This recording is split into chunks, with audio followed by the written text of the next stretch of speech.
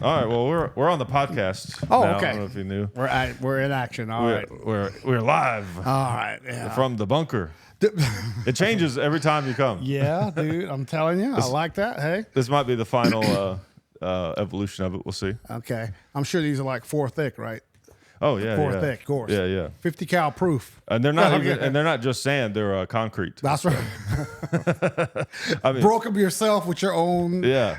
I wonder if anyone's ever made a sandbag wall that way, because that'd be a pretty badass sandbag wall if you filled them, if you had fresh concrete and just filled them and then stacked them with concrete. I guess these aren't porous, are they?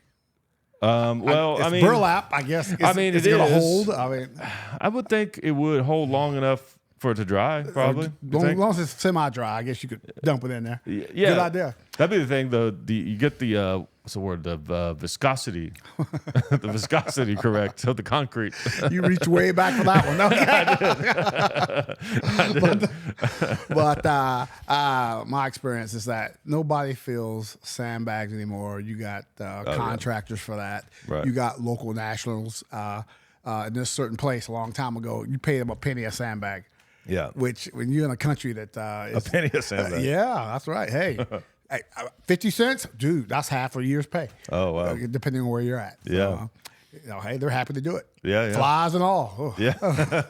You think if they're like working with the enemy, they're like, all right, that's the dummy sandbag. Right. Unfortunately, I heard this. I don't know. We heard a rumor that, like in John Wayne, the Green Berets, had some dude. Oh, right. Some dude. He was got there at the front gate, and then he was pacing off the distance from the front gate to the main the sleeping area. So they weren't too happy with him. Yeah. They weren't too happy with him. Nope, I'll tell you. not at all. You know, he was treated well. Yeah. I'm sure that, especially in Vietnam, I'm sure that happened a lot. Come on. A lot. Which is when you don't know who's who. Right. Because even you tell me, some guy that grew up in Texas, never left Dallas or whatever, never left Waco, Texas or something. He goes all the way to Vietnam, and he can immediately tell the difference between the North and South Vietnamese. Yeah. No uniform, same people, same culture, but one's from the North, one's from the South. No, Right. It's like, hey, no. Yeah. No. That's a danger. Today, the wars we fight now, what would we do if we ever go up against a near peer enemy? Right. Somebody that actually wears a uniform and helmets. I mean, Right, yeah. Man. Yeah, I wonder if the concept of that is done, of a near peer war. I think I heard this said, and I believe it. When did the Iraq War start? With March the second what? one or the first one? Okay. The sequel or There've the been original? so many. Gulf War II. March 25th, 1903. Yeah, it was sounds right. Yeah. About right. After March of 2003, no one will come out and face the United States in open warfare. Oh, Not right. anymore. I mean, come on. Nobody. Yeah. Was March 20th, 2003. Almost got it. Okay, March. Oh, damn. March 20th. After March 20th, 2003, no one will come out and face the United States in open warfare. Yeah. Because you're going to lose. Right. You're going to lose. And I think one thing that maybe came back to bite us in the butt is that China and Russia were watching. Oh, right. And they went, we're not going to take them on openly. That's why we got cyber war now. Right. Economic warfare. That's what we have to worry about now. Okay. That's how you beat them, because you don't come out and face tank to tank. No. Right. Let's go after if the internet went down. Oh my God. Yeah. It's kind of like this thing I've always thought, like the golden gun in James Bond, where like one shot kills you, right? So if you both have a golden gun, then it's almost like it's too dangerous to even fight that person, kind of. You know? So there's a point where weapons become so good at what they do that it kind of takes away that type of fighting. No one's going to win. Right. Like nukes. Right. No one's going to win. So is it impossible? Yes, it's possible, but likely, no. Yeah. I mean, no. Be cool if they had nuclear grenades, but not like it's not like a huge explosion. It's a regular size. It just has that cool mushroom. Like Wile E. Coyote. Yeah, exactly. Yeah. Okay. Everybody thinks grenades because of Chuck Norris, missing in action, Call of Duty. Yeah. Hey, you throw a grenade, bam, the whole house goes up. No. No. Yeah. Basic training, I thought, I'm going to throw it, because Private Right. Derrick, I was there and I thought, I'm going to chuck this thing 100 yards. No, you're not. They're a lot heavier than they look. Yeah. So I get ready, I pull the pin, I throw it. That thing went maybe 20 yards. Yeah. Hit the ground, roll for 10 more. And I sat there looking at it because I want to see the explosion. Right. The drill sergeant unceremoniously put my head in the dirt and then after it went off, he jerked me back up by my chin strap and said, "Don't you ever do that shit again. Don't you ever watch it." I went, "Okay, got it." Okay, got it. Okay. That's right. Cool guys don't look at explosions. Oh my God. So I remember I probably told this story on the podcast back in the day, but I had this art teacher who was he was a 60 gunner in peacetime. Like I think he was in the army like it was like late 80s, 90s, like kind of that. The in between guys. Yeah, kind of in between. Yeah, and but he had some interesting stories just from training, and stuff. And he said I think this was from basic where he saw a guy.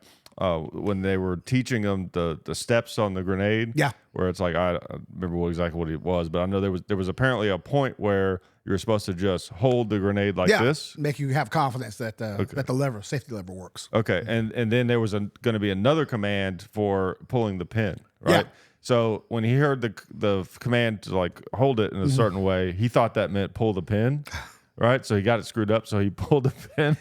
And the drill sergeant saw him pulling the pin, and he started yelling at him like, "What are you doing?" or something like that, right? And it scared the guy, and he goes and just dropped the grenade, dude. And then the drill sergeant had to like tackle him like out of the range. Dude, you never know how people are going to react. Right. You never know. That's where sometimes yelling ain't the best thing to do.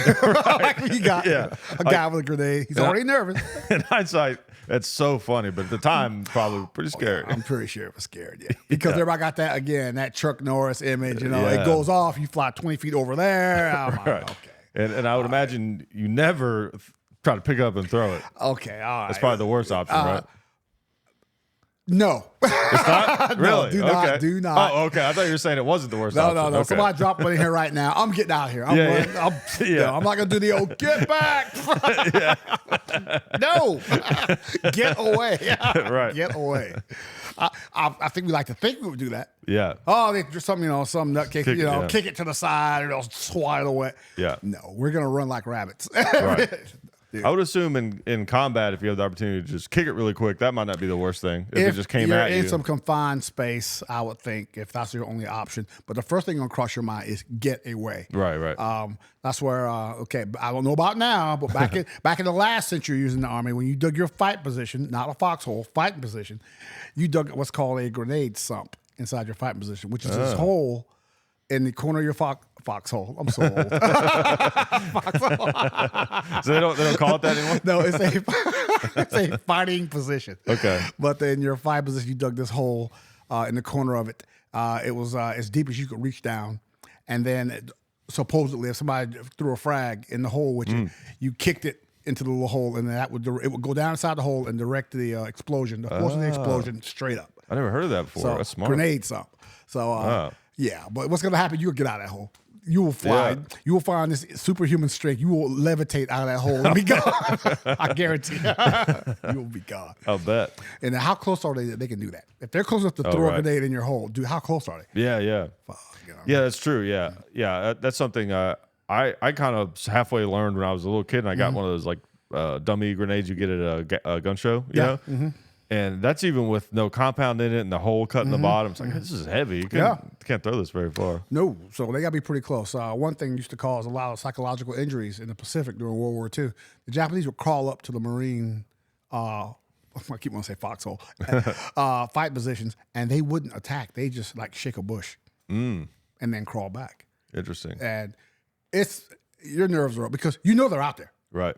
And it's 2 a.m. and you're trying to stay awake. But if I nod off, I'm a dead man. Oh, so right. there were many psychological issues on the side of the Americans because the Japanese wouldn't attack you. They just crawl up close and shake a bush. Yeah. Throw a rock. Yeah. When you're in fear of your life, that's very, very, very scary. How do you, like when you're deployed in a combat area? Well, let me ask you this. This is a better question. So, like trying to stay awake in a training situation, or at least like where there's like no real danger, versus actually being in a place where you're deployed, like in combat? Like, is one harder than the other? Or is it? No, they're both the same. You don't want to go Really? sleep in either situation. Okay. No, you don't. It's like you're afraid of getting in trouble versus afraid of getting killed. It's right? about the same. You want to stay awake. Do not sleep. If you got to get up, walk around, fine, do it. If you got to do what you got to do, you got to poke yourself with whatever it takes. Stay awake. Do not go to sleep. That would be bad. It makes sense why a lot of soldiers smoke. You know, unfortunately, not a good habit, but I'd say like when I'm driving long distances and stuff, doing the road for comedy, like my cheat code for staying awake is cigars. Even if I don't light it, just having it like in my mouth, just that little bit of tobacco. Oh, knowing it's burning. With that too, this is kind of the smell of it, just everything. It just sort of, I don't know, keeps me awake, but not to a level like an energy drink where you're gonna crash. You know? Yeah. And we can't be like the Romans. If you went in the Roman army, if you went to sleep, they'd stone you to death. So, good incentive to stay awake. That's rough. Yeah, a little bit harsh. I guess they didn't have no HR to complain to back then. I'll tell you, the world was scary when there was not a lot of when the recourses for actions were so brutal. Yeah. You know, like the punishments and things like that. Like, oh, you stole something? All right, we're going to cut your hand off. Yeah, sorry. Sorry. Okay. Yeah. It's crazy. Well, I think they didn't have as many complaints as we do. It's kind of like, I guess I always heard, I don't know how true this is. I mean, something my dad used to always tell me growing up was that game wardens, like if you get in trouble with a game warden, like, you know, like any kind of illegal thing when it comes to hunting, like the anonymous individual I told you about that shot a deer with a 50 cal. Yeah. And that's not a joke. I did not do that. That's not one of those like somebody shot a deer. No. There is someone who told me that did that, which is kind of hilarious, but also kind of fucked up. But that's a little. It's a little of both. But the punishments are like really harsh because it's so difficult to catch people. Yeah. So they have to make the punishment really harsh for the deterrent. Yeah, a deterrent effect. Yeah. So I guess it was kind of like that back in the day where they couldn't take fingerprints on you or investigation or these kinds of things. So you didn't have a lot of people that you could even catch for sure did these crimes. So the ones you do catch, you know, you got to throw the book at kind of. Well, you know, like back in the Old West, if you robbed a bank, once you were over the hill, you were gone. Oh, right. Yeah. Who was it? Well, they went that way. Yeah. I mean, they catch you, they're hanging you. Yes. There was no good behavior. No, it's either get away or be hung. Yeah. You know, and the whole town was standing there and watch. Oh yeah, like that's how they who was that? Northfield, Minnesota. Who got it? That gang got the Daltons. Oh right. That's how they got it. You know, they picked the wrong day to come into town. Yeah. It was hunting season. Everybody had their guns out. Oops. Yeah. Oh, wait, are you talking about Coffeyville? I thought that was Lawrence. It was in Minnesota. Was it? Okay, because Northfield, Minnesota. Okay, because there's something I know. There's a famous one in Coffeyville because I've been there, and I thought it was the Daltons, but maybe it was a different gang. But I know they tried to rob 2 banks on the same day. When was this? 19th century? Yeah. This was like late. Hey, Jesse, you think you could look that up for us? Coffeyville, Kansas, I think. I've heard the name, but I don't know why it's significant. You know, because when I was traveling with Dad, like we stopped in there, and it's really cool. They have like all the history and stuff, and you go in the original bank and everything. But they tried to rob 2 banks, and the townspeople kind of caught on to what was happening. I think before the police even did, and a bunch of guys got guns and went up to the roof of this hardware store that's still in business. To my knowledge, it's like the oldest, like continuously running hardware store in America or something like that. They went to the roof and just opened up on them. So, according to the Coffeyville.com, no way that's real. Looks like they rode into town on horseback heading east on 8th Street early in the morning, October 5th, 1892. Whoa. Dalton brothers. Residents wore disguises and went to tie their horses up. Went to 2 banks, started to go to town. Okay, so I thought it was the Dalton, but it could have been two separate things because the Daltons were prolific. I mean, they were. I thought that was that was like their final shootout where they picked the wrong time. I think it's this one. I don't know, but something about Norfolk. Something happened Yeah. in Norfolk. It says Emmett Dalton, the youngest of the Daltons, survived the raid, but received 23 gunshot wounds. yeah. What were they shooting him with? I know. It was Slingshot. Yeah. 23 hits. Man, back in the day, people would survive gunshot wounds like crazy. Even though they had, they were so limited on what they could do. I think because I don't know, maybe the rounds were slower. I'm thinking that it wasn't the same ammunition we have today. Right, exactly. But and also I'm thinking the powder was a lot less powerful too. Right, I think so. Especially handguns. And Yeah. stuff. Yeah. I mean, shotgun, was all, dude, you didn't come back from that. Yeah. You're in trouble. But, especially back when if you have any sort of penetration in your stomach, you're done. well, yeah. Done. And that's if you survive, you're probably going to die of infection 2 weeks later because antibiotics, what's that? Right, yeah. Either you got over it or you didn't. Yeah. So, I don't know. At that time, 1890 something, that was a kind of transitional time because you had cars, I think. Yeah. Some cars. Maybe not quite the 1890s, but getting there. Okay. Some of those, getting there. I think you might have had some of those steam. Yeah, steam powered. Yeah, And then yeah. the horse could outrun. Yeah, basically, it's just like a really bad train. You jump in the car. Let's catch him, and the horse outruns you. So. Yeah. Don't you know? Because you know how people are always resistant to new technology. Of course. Don't you know that they had a lot to go on with that? Like, oh, these damn things. You know? Like bikes apparently were a problem too. The pedal bikes, that was a problem. Why would I want that? I got a perfectly good horse right here. Yeah, exactly. Yeah. Which was a myth. Not everybody had a horse in the Old West. Only the well-to-do people had horses. Everybody else was on foot. Oh. Wow. Or Well, if you had to go to town, though, you probably, I guess, a mule or something. yeah, I mean, you hitch up your mule to the buckboard and off you went. Hey, hey, you see that movie, The Wild Bunch, right? Oh yeah, I've seen that they're selling a rig called a Wild Bunch rig. It's a 1911 with a bunch of single magazine pouches around, like 6 single magazine pouches around it. That's cool. Okay, all right. You might need that. All right, you might need that. Okay, you might. But that's a cool era. That like early 1900s in the West. Yeah, because you have double action revolvers and 1911s. Sometimes in movies though, I can tell sometimes in movies they'll be like, okay, this movie is set at this date, and then they just Google what guns existed at that time. Like for example in Titanic, that one guy had a 1911 Titanic sunk in 1912. Oh, you're right. It's like he could have, but that was a bit like state of the art. That would have been pretty crazy to have one then. Yeah, I mean the thing was just what issue. I mean, exactly. It's only a year. The design is only a year old. Right. I saw a picture from World War I, 1917, and it showed a U.S. Army cavalry soldier with his saber, his saddle, and his brand new 1911. Wow. Whoa. Yeah. Dude. I forget that horses were used in World War I. Oh yes, they found that you're surprised. We were surprised to find out that cavalry did still have a use in World War I because they bombed the hell out of you with artillery, and then people mop on their horses and race across the field and be on you before you could come out of shelter. It was quicker than people running across this open ground on foot. Yeah. So grabbed the trench, dismounted, and went in there with pistols and knives. So whoa. Dude. Yeah, horse is a big target, though. I mean, if they open up with the machine guns, Oof, dude. If one thing people forget about one of the requirements for the 1911, it was a cavalry weapon. So if you couldn't hit the rider, it was to shoot the horse too. Oh, right. Ooh.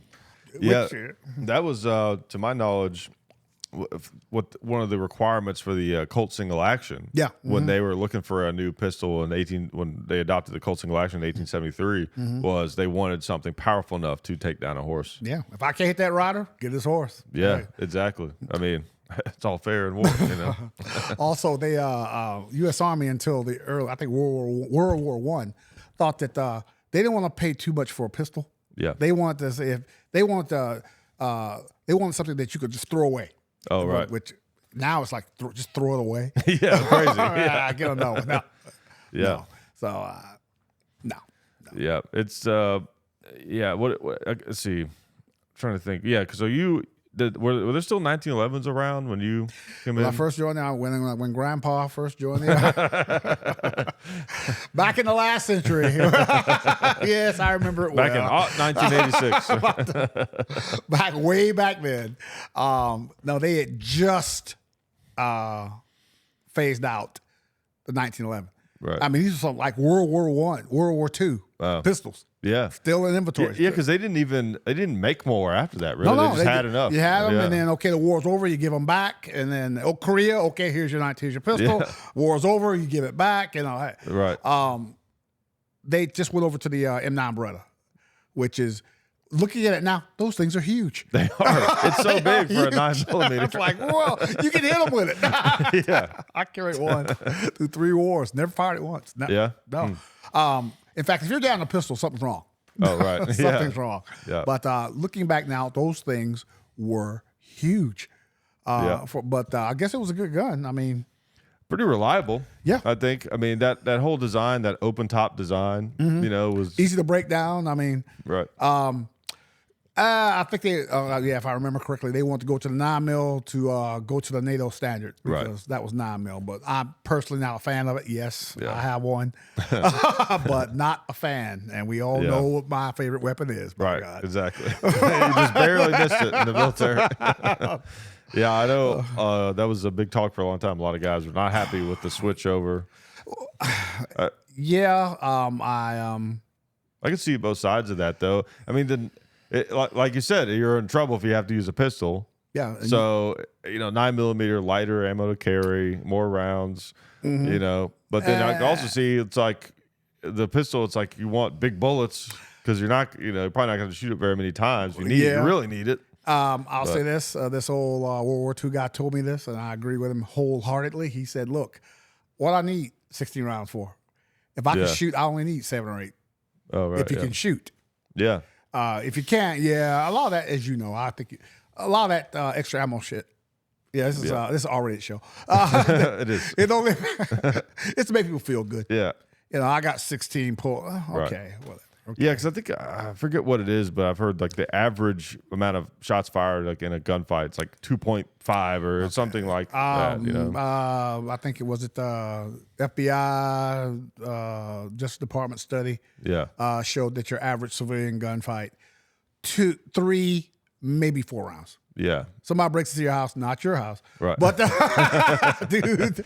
Well, with this one round, I strongly advise you not to break into Hickok's house.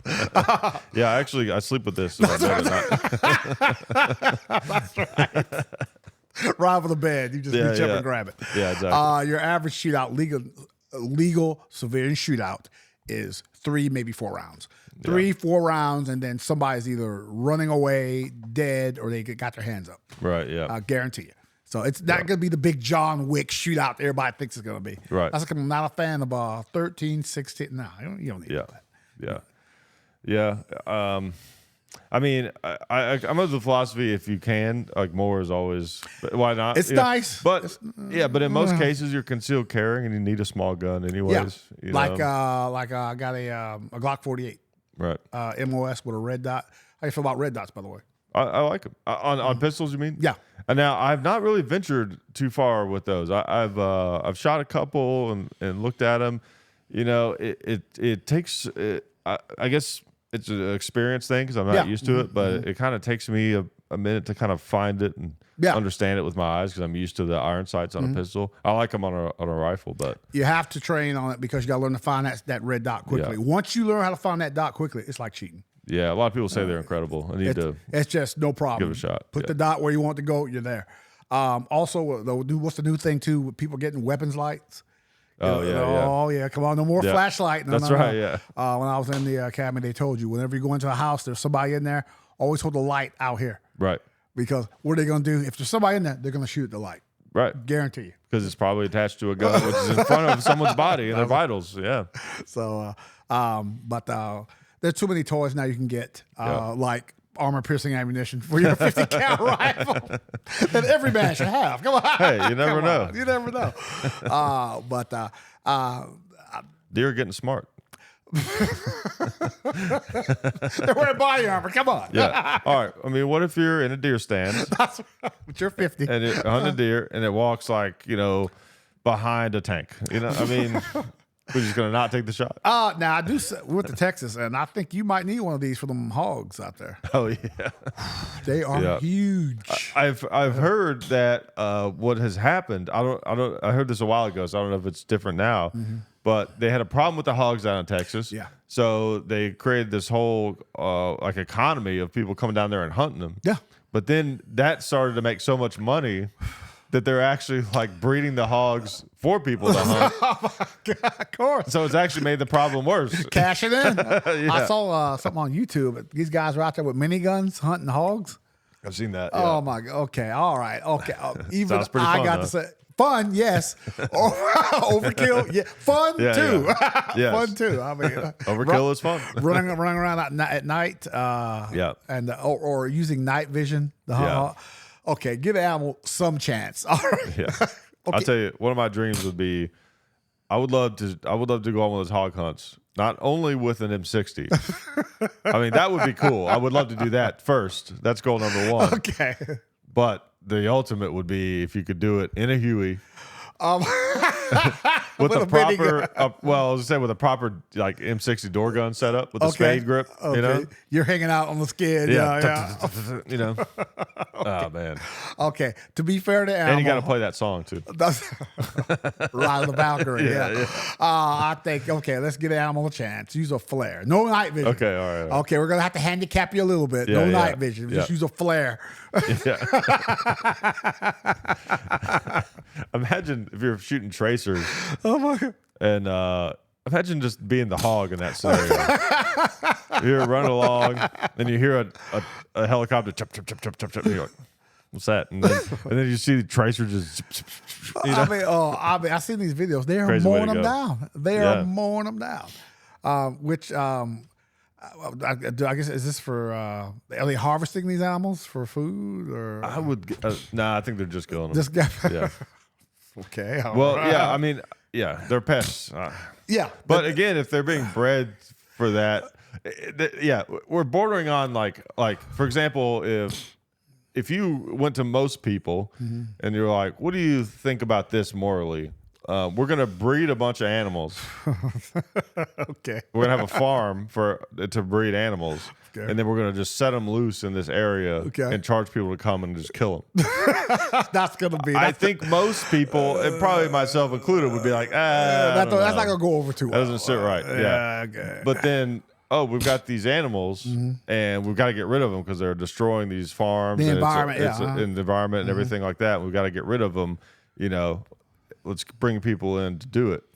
That sounds good, but like I said, if those two things start to meet, Profit with fun. Oh, now we're going too far. Yeah. Which hogs have been a problem for a long time. yeah, Even back in colonial times, the Native Americans had their cornfields, and the European settlers got these hogs over here. right, No fences. yeah. They ate up all the Native American crops. Are they good? I don't like. Is a hog good? Just a wild hog good to eat? Like if you kill it? I don't know. I never had a wild one. I never I've have had either. plenty of domestic ones. But Oh, yeah, me too. Deep fried. Yeah. But I I was gonna say, what would be like wild hog bacon? Would it be good? Is it Probably. gamey? I don't know. Yeah. I mean, I don't mind a little gaminess. hey. So, but they're a rodent. Yeah. They're a pest. We can't forget that. Right. Like Nutri-Rats in Louisiana. There's a bounty for them. What are they called? Nutri-Rats. There's this Okay. huge ass rat, and Like a possum kind of. about the same size, Really? if not bigger. Wow, that's scary. And it's a bounty on them in New Orleans. Oh wow. You can go out there and make Wanted, dead or alive. a nice living, scarfing up rats. Wow. Like pythons in Florida Everglades. Oh wow. Oh, there's a whole industry catching these things. Yeah. People, I try to see the good in people, but come on. Yeah. They come out there, I got this python. Whoa, it got too big. Let's just take it out to the swamp and whoosh. That's crazy. Yeah. Dude. At least kill it and eat it. Python steaks. Why not? Take it to an exotic food store. Yeah. Hey, dude. There's somebody will buy it. I guarantee you there's somebody will buy it. I guarantee you. Absolutely. Python steak. Cobra pie. Yeah, I've heard. Yeah, I need to find. Because I'm gonna be going out west soon, working at this. There's a comedy club called Laughs out there. Okay. I'll be out there. I'll pitch my show dates. I'll be out there on January 19th and 20th for both Very shows. good. Where's Laughs, that? Laughs in Tucson, Arizona. Tucson, Arizona. Yeah. Okay. But I've heard there are places where you can eat rattlesnake out there. I've never tried it. Yeah, as long as probably nobody needs to tell you it's rattlesnake. Yeah. Gator is bad enough. I mean, which tastes great, by the way. It is. Yeah. Gator really good. tastes great. It's really good. So But just like a very fatty meat. it's like it's like if you deep fry it like catfish, you'll never know the difference. Oh. Every time we're down south, okay. Yeah, I've had like gator bites where it's like little nuggets. Yeah. I mean, there's a place in Savannah where you can get a gator fillet. Savannah is one of the best places in the country for food. Incredible. Excellent. In fact, they got. I'm on the gator thing now. Okay. They got gator ribs. Gator ribs? That's the real thing? Oh, shit. Damn. Gator ribs, gator tail, of course, gator tail. Yeah. What are gator ribs like compared to like? Sure. I mean, how big is a gator's rib? I mean, but what do they taste like compared to like pork ribs? It's Like I don't know. Is it like smaller? Smaller. It's like it's like short ribs. Okay. And a lot of people, once you get past the gator part, I didn't bother me at all. because I've had people, these individuals, they say they'll go into New Orleans. I'm like, dude, there's this restaurant on the south side of the Lake Pontchartrain. You got to go there and eat get the gator. Okay. And, it's in New Orleans. it's in New Orleans. I can't think of the name now, but it's on the south bank of Lake Pontchartrain, North New Orleans. Okay. And they're like, well, gator, I don't know, because as soon as you say that, they got this image of a swamp with two eyes over the waterline. Under a little.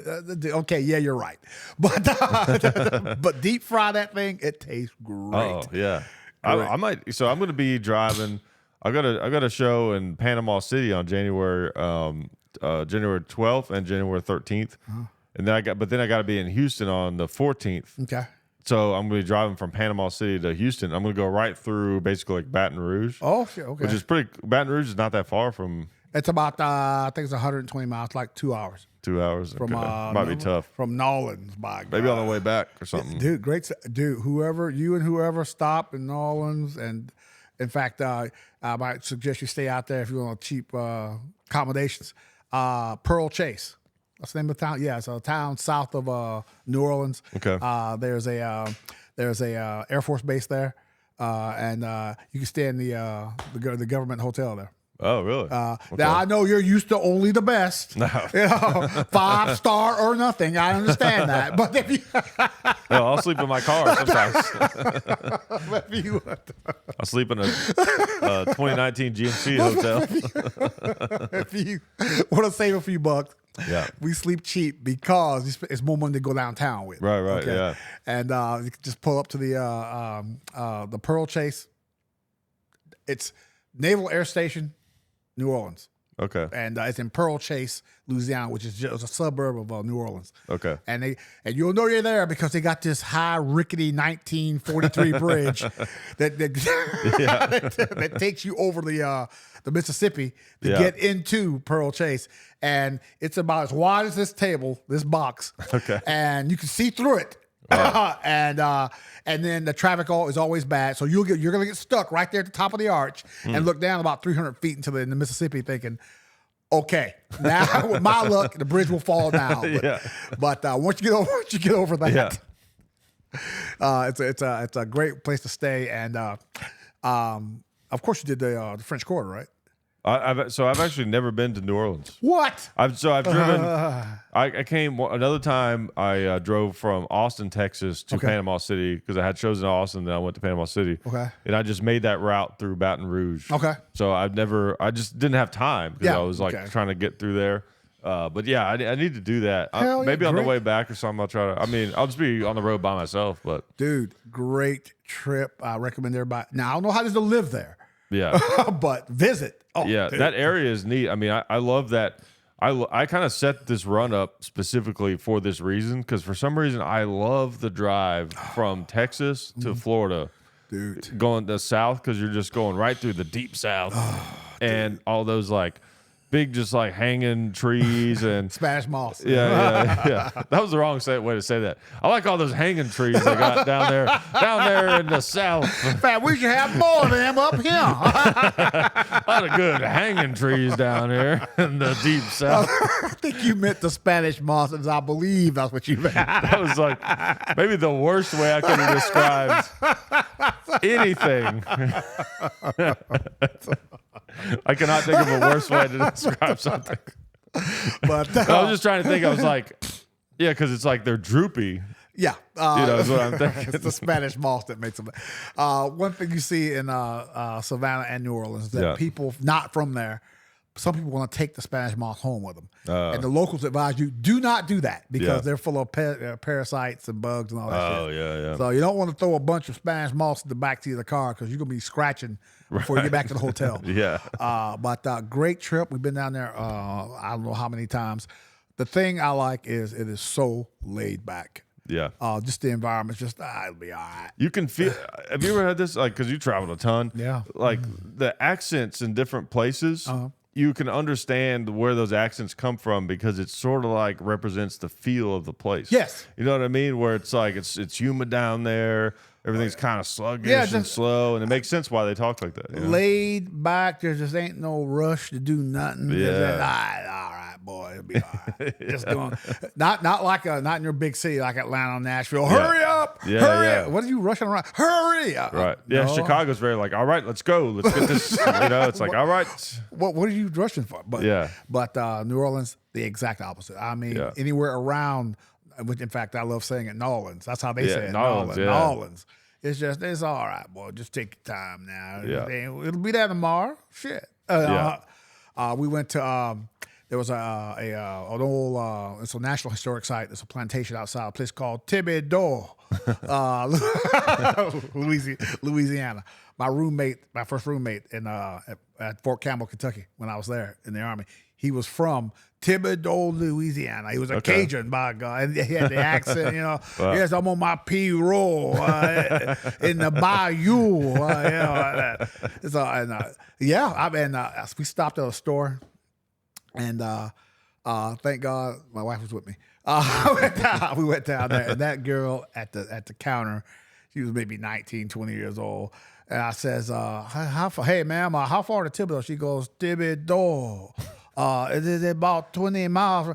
I thought, is this a movie? Yeah. But no. They actually talk. Right, yeah. Ooh, dude. It feels like they're putting you on. No. I thought the same thing. I thought, yeah. Is there a camera? No, she was, had the Cajun accent. Dude. It's real. Dude. Oh, man. And just, again, I love going because the sense of relaxation. It's just, oh, dude.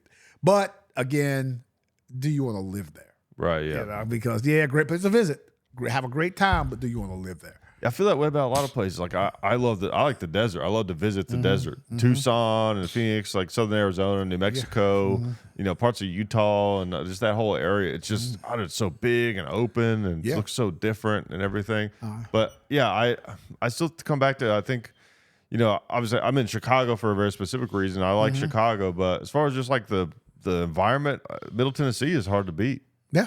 It's just well balanced, with the weather. You're far enough south where it doesn't get too cold, but you're not way down where you got the crazy swamp, humidity. Yeah. There isn't a gator outside your door. Yeah. Yes. Again, you need to find, there's no perfect place. No. But like, again, New Orleans, I'll talk about that all day. Louisiana, I have never felt so relaxed. Yeah. It's just a different attitude. It is, a different attitude. But, again, do you want to live there? Right. It's like, okay, that's nice. Let's get back. Right. Back to the real world. Yeah, I got to go. I mean, obviously I've only been like Baton Rouge as far down, but dude, check out New Orleans. I got to get down there. Yeah. Hell yeah. Get a beignet. Oh, I've had beignets before. Yeah, okay, man. I like that name, beignet. Yeah. All right, beignet. That powdered sugar gets everywhere. Don't get in your car with it because it's gonna be everywhere. Beignet. We were taking a time off in Biloxi. Mississippi, again, the southern thing comes Yeah. out again. Biloxi, Mississippi, which is only 60 miles from New Orleans. Yeah. And it was like, let's go on down to New Orleans and get us some beignets. So we jumped in the car and took off. And we drove 62 miles for some beignets. Great stuff. Wow. Deadly. It'll kill you, but yeah. it tastes great. For sure. Tastes Yeah. great. Yeah, I know. Southern food is always the most unhealthy, but some of the best. Also, get away from the French Quarter. Do the French Quarter, yes. Okay. But also, there's a whole city there. Okay. And you get there's a part where there's old trolley cars going through the middle of the neighborhood. Again, Yeah, how like old and original is most of the city? New Orleans goes back to like the 1600s. But I mean, like, how much of it is left? Like, is a lot of it still pretty After original? what, Katrina? I think Yeah. that 7th Ward. Anything down by the river, I don't know if you want to stay down there. Okay, that rough area. Yeah, you don't want to stay down there. Also, I think New Orleans also has a reputation of one of the most crime-ridden cities. Too. Okay. Their cops get paid though. Oh, really? Oh yeah, very paid. Also, I've heard. I don't know for anybody about to troll me. I don't know. I've heard that the corruption in the police forces can be big down there. Oh, well. I've heard. I Yeah. don't know. But they get paid. I know they get paid very well. Wow. But I guess they have to live in New Orleans. Yeah, because I mean, maybe this is just the movies I've seen talking, but it seems like a place where you could really get away from the cops. Out there in the Everglades, you could be pretty isolated and have some things going on that it'd be tough to even get caught because, like, how are you going to get out there? About 20 minutes in any direction, you're out there. In Yeah. the swamp. I mean, and I think a problem too is that every time there's a hurricane, it's headed right for New Orleans. So Yeah. again, living there versus visiting. Yeah. Hey, I don't know. It's fun to visit. Well, I said the Everglades. That's in Florida. Never mind. It's But there's swamp down there for sure. It's again, one more time, fun to visit. We went on a thunder run through the French Quarter. Went down there with the old lady and the daughter and the son and the grandmother, mother-in-law. Oh, yeah. And we all jumped on the golf court and went barreling through the French Quarter. And we're flying through the French Quarter, and I'm like, is this old woman hanging on back there? But she had the time of her life. Yeah. We looked up, we saw a woman. She was in a Catwoman headgear, tights, no bra, no shirt, and just pasties. Really? On Wow. top. I'm like, and everybody's like, nobody's like, what? She's down here all the time. Nobody even looked up. Nobody even looked up. Yeah. Okay, all right. Yeah. And It's like, yeah, you think that looks nice? I'm the guy that cleans her litter box. what a town. And it's like you can do anything you got the balls to do. Yeah. Yeah, it's cool. It's a neat area. It's fun to like traveling. Just it like seeing different places that are so different from like where you grew up or where you're Yes. used to. It just changes your whole perspective on everything. Travel broadens your mind. I'm a big advocate of getting out there. Yeah. Especially with the pressure of of making a living, taking care of family, kids. Mm-hmm. You got to make time for yourself, and I don't think not enough people do that. Right. And the people I work with, I'm real big on that. Hey, man, get out there, go somewhere, do something. Unfortunately, most of us are too many people. Are in these salt mine jobs, Right. One grinding day after Yeah. another, you're pushing, some big wheel, grinding. Right. Yeah. You're pushing a rock up a hill for eternity. Yeah. One day after the other one, Yeah. nothing to look forward to, and what happens is they burn out. Yeah. They burn out, and then they just say, "Why am I killing myself at this nowhere job? Doing this." And then they say, "Screw it." They go out there and they do drugs. They commit Yeah. crimes because why not? Right. I'm like, "Low dudes, look. Where do you go somewhere? When are you gonna go somewhere? Do something." And I mentioned New Orleans, like Chattanooga, Savannah, great trip. Charleston, great trip. Oh, yeah. Get out there, go Charleston's somewhere, crazy. do something. If you go slave away, make it for something. Right. And then they're like, okay, I guess I can leave the city limits. Okay, yes. You can. Yeah. Yes. Yeah. And one guy, he finally took my advice, took off. I think he went to Charleston. Okay. Great trip. Charleston's awesome because you also can hit Charleston and Savannah on the same trip. Yes, you can. And also there's Folly Island. outside of Charleston. Oh, right. Yeah. Is that where the base of the old like military base was where they had the cannons? What am I thinking of? I know what you're talking about.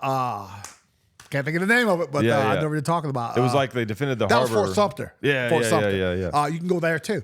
And then Folly Island is just to the south of Charleston. Okay. It's like a little mini resort, beach resort.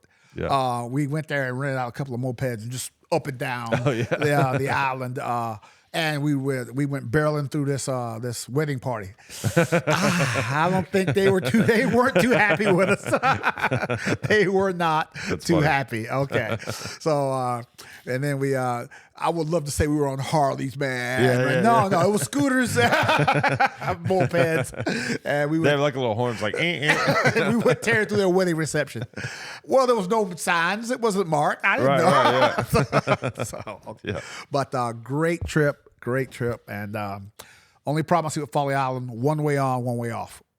It's going to be a pain to get on the place. It's a pain to get off. Like, is you got to get there by ferry? No, it's one bridge going on. Oh, gotcha. Okay. And one bridge coming off. And it's always packed. Yeah. So great trip. But anyway, the guy went down there, and as soon as he got back, he says, dude, thank you for encouraging me to go. It was great. It's just what I needed. And a lot of people, you'd be surprised, just getting away does so much for you. Yeah, because if you're stuck in a bad situation, it feels like it's not just your world; it's the whole world. Yes, and you get out, and you see other people living their lives and just in a different place, and just I don't know what it is, but it opens your mind up. It inspires you. It gives you perspective. You're like, well, the world don't revolve around me. Look at all this. Yeah, exactly. I found in order to keep my people straight, the people I work with straight. Is that show them that there's more than just this neighborhood that you're from. Right. There's more than that. I mean, because you get guys who the idea of leaving where they're from terrifies them. Yeah. I'm like, nah, dude, there's a whole world down. Go. Right.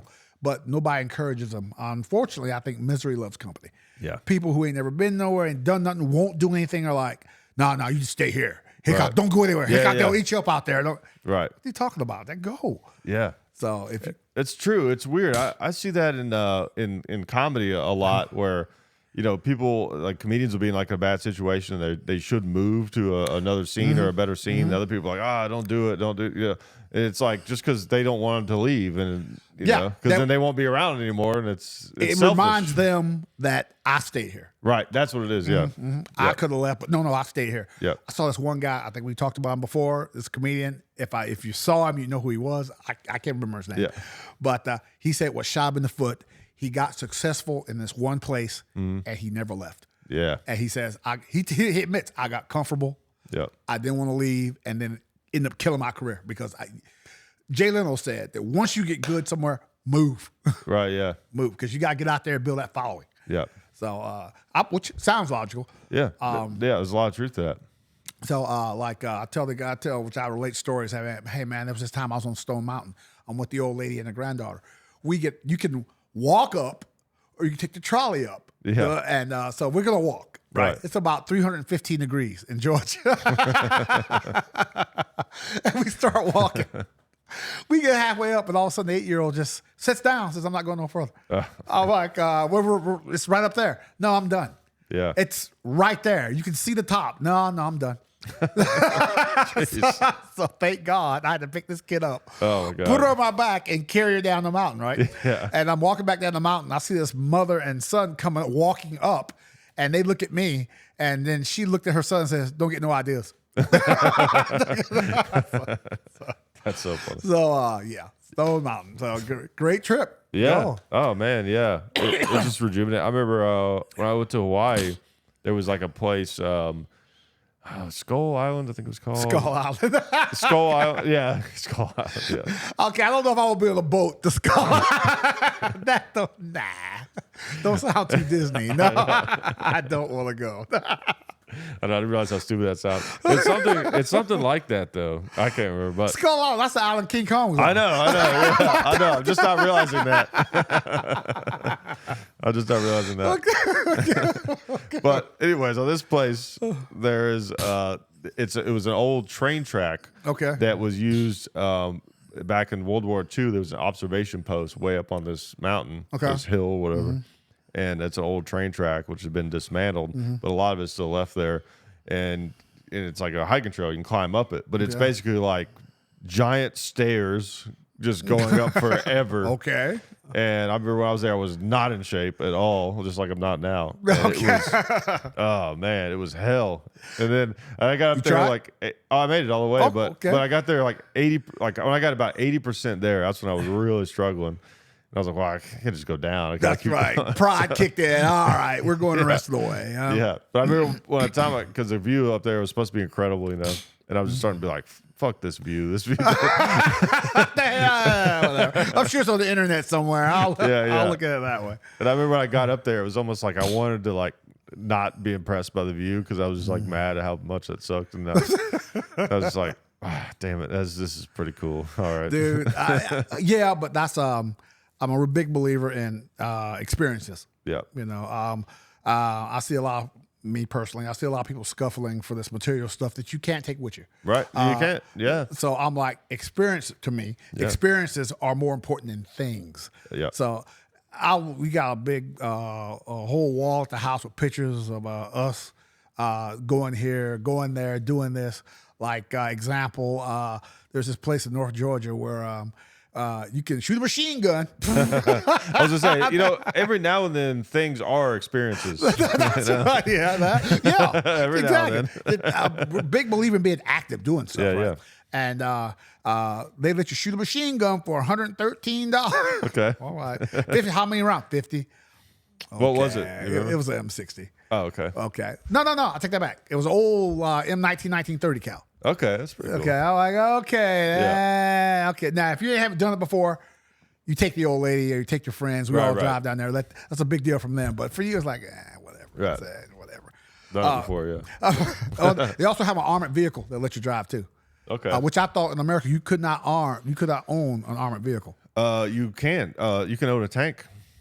You can. To my knowledge, as long as it does not. So if the tank does not have an operational like breech, basically, or gun, then it's no different than a vehicle, any vehicle. Like you could literally put lights on it, and this is what someone explained to me. They're like, you could register and drive it on the road, theoretically. I've heard that. Yeah. I've heard this one that these people got. It's an old British armored personnel carrier. Okay.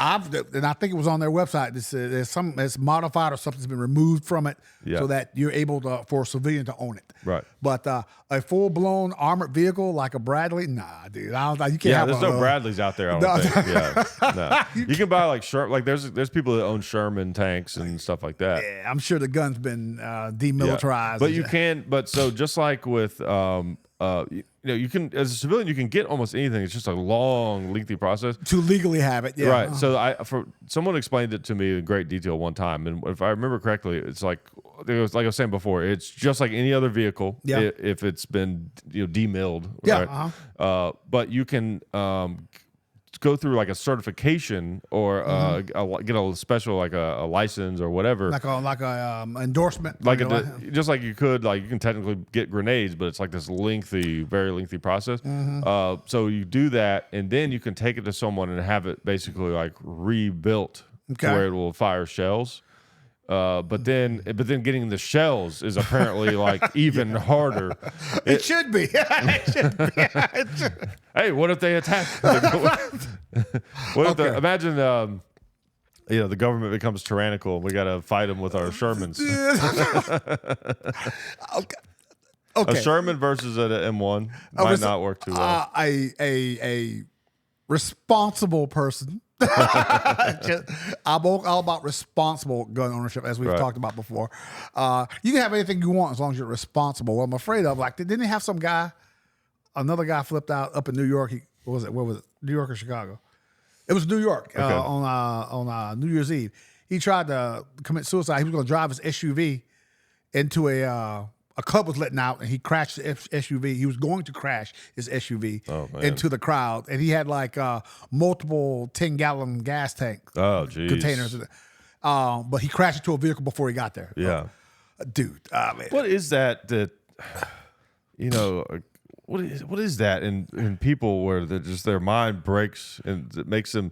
You know what I mean? Like, do you think that's something that's sort of like learned over time, you know, or is it just like sometimes people just snap like they're a good person and they just snap never happens. That almost never happens.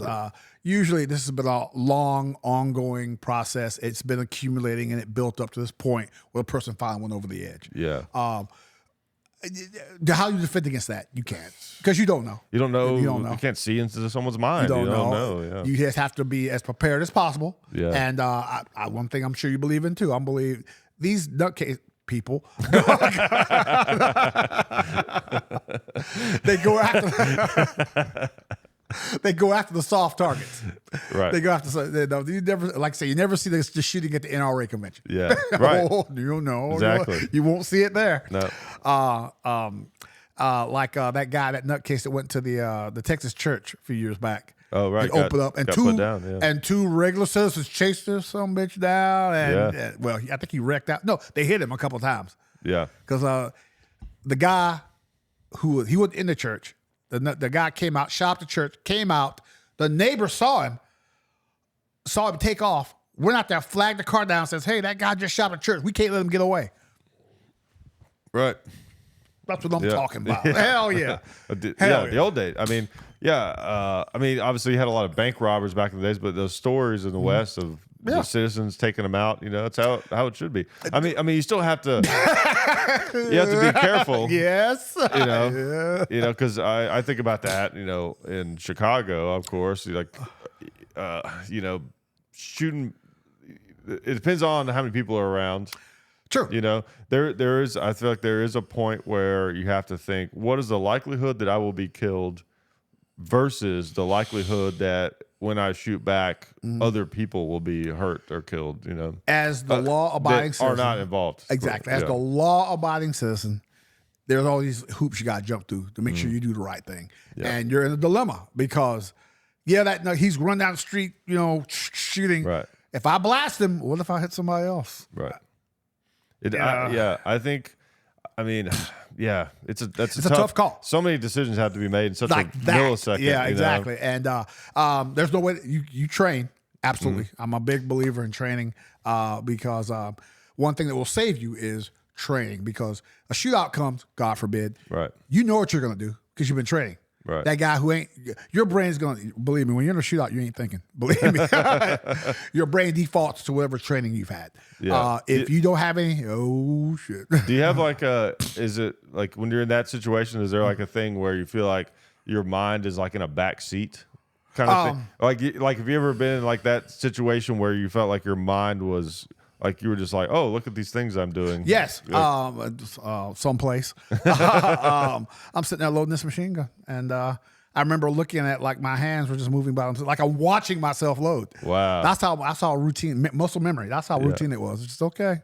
All right, okay, it was ready to go. Interesting. I didn't think about it. There was nothing. You didn't have to think about it. I've done it like a million times. It was just automatic reflex, muscle memory. Let's go. Which is what you want, because under duress, you're not really thinking. You're not. Well, okay, no, you're not. Yeah. That's why it's important that you know rules of engagement, state, local laws as far as use of deadly force. Yeah.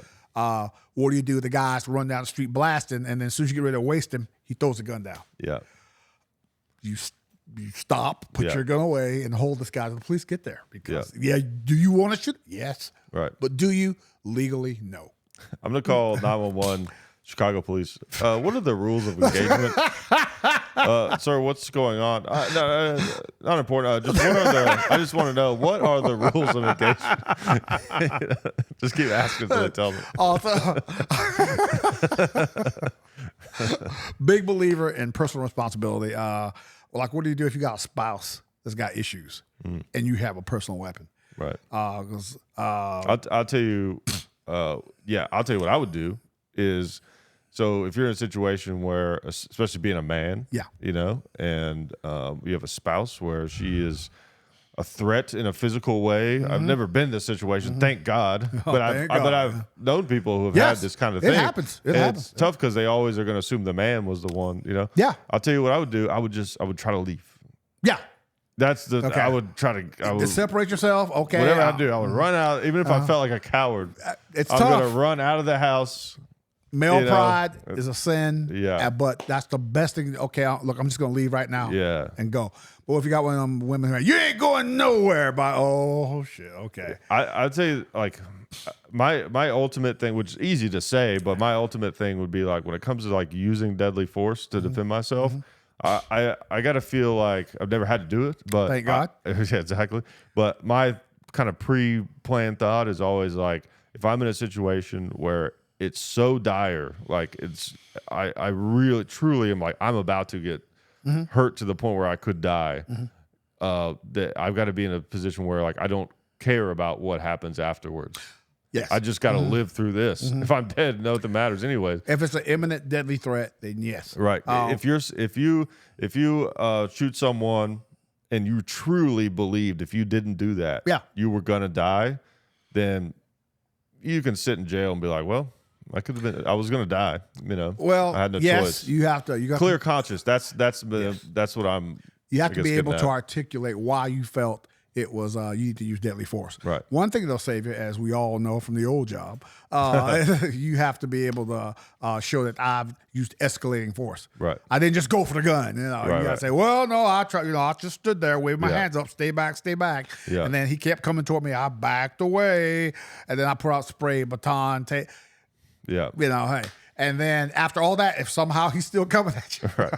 you know, I think I can't remember if you were there for this night, but to me, when I think back to those days, one of the funniest ones was we got a call that this guy was it was a domestic issue, but he was